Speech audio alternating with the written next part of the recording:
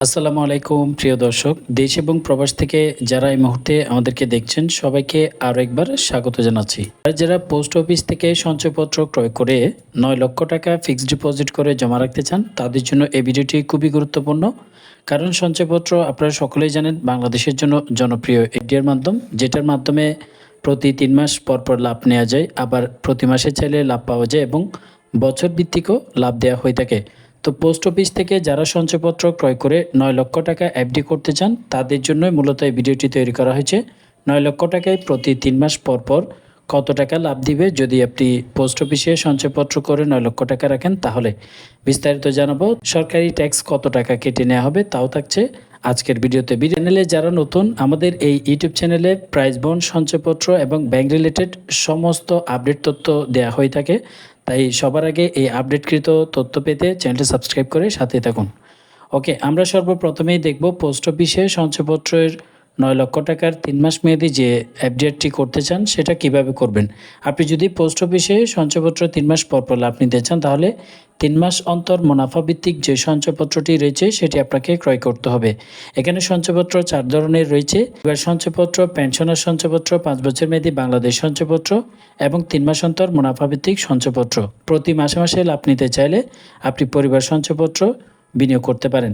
এটা 3 মাস অন্তর মুনাফা ভিত্তিক সঞ্চয়পত্রে আপনাকে প্রতি 3 মাস পর পর লাভ প্রদান করা হয়ে থাকে সেভিংস অ্যাকাউন্টে। অর্থাৎ এই সঞ্চয়পত্রটি ক্রয় করার সময় একটি ব্যাংক অ্যাকাউন্ট দিবেন, অটোমেটিক 3 মাস পর পর আপনার ব্যাংক অ্যাকাউন্টে টাকাটি দেওয়া হবে। তো এটি মূলত কিছু মূল্যমান রয়েছে, অর্থাৎ 1 লক্ষ টাকা, 2 লক্ষ টাকা, 5 লক্ষ, 10 লক্ষ টাকা এভাবে ক্রয় করতে হয় এই সঞ্চয়পত্রটি। যেহেতু আমরা 9 লক্ষ টাকা ক্রয় করব, তাহলে আমরা 9 লক্ষ টাকার ক্যালকুলেশনটাই দেখব। এটা মূলত 3 বছর মেয়াদকালের জন্য হয়ে থাকে। তবে 3 বছর মেয়াদকাল শেষ হওয়ার আগে যদি টাকাটি ভাঙাতে চান, সেক্ষেত্রে 1 বছরের একটি রেট, 2য় বছরে ভিন্ন রেট, 3য় বছরে সম্পূর্ণ মেয়াদি রাখলে আরেকটি রেট। এখানে 1 থেকে 7,50,000 টাকার হচ্ছে একটি রেট, আবার 7,50,000 টাকার উপরে গেলে ভিন্ন রেট। অ্যামাউন্টটা হচ্ছে 9 লক্ষ টাকা। তাই আমাদের এখানে যে দেখতে পাচ্ছেন, প্রথম বছরে 11.60%, দ্বিতীয় বছরে 11.16, পূর্ণ 3 বছরে 11.77% হারে আপনাদেরকে মুনাফা দিবে।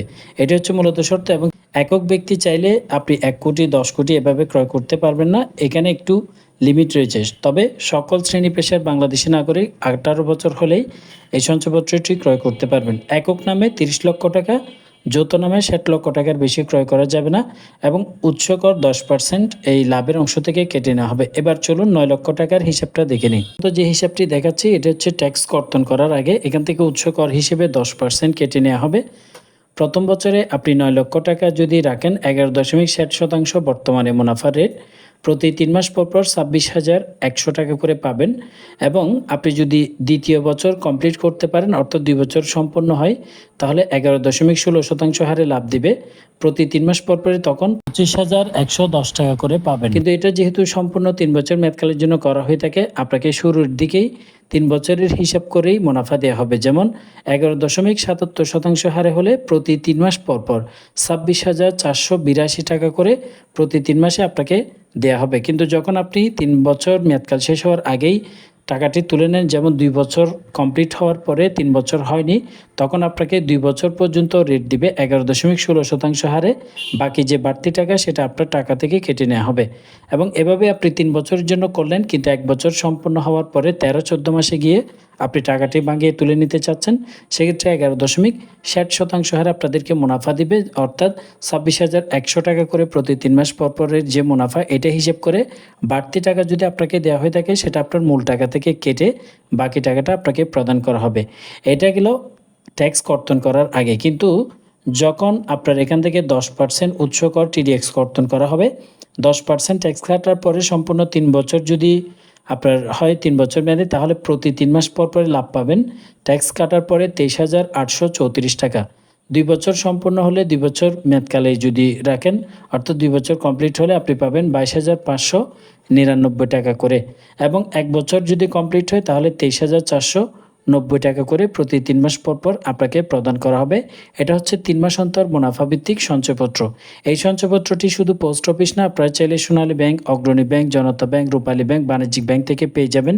বাংলাদেশ ব্যাংক থেকেও ক্রয় এবং নগদায়ন করা যায়। তবে পোস্ট অফিস একটু সুবিধা বেশি হয়ে থাকে। তার চাইতে আপনারা যদি বিভিন্ন প্রাইভেট ব্যাংকেও পাওয়া যায়, বাণিজ্যিক ব্যাংকে, সেক্ষেত্রে আপনারা প্রাইভেট ব্যাঙ্কগুলো থেকেও নিতে পারবেন।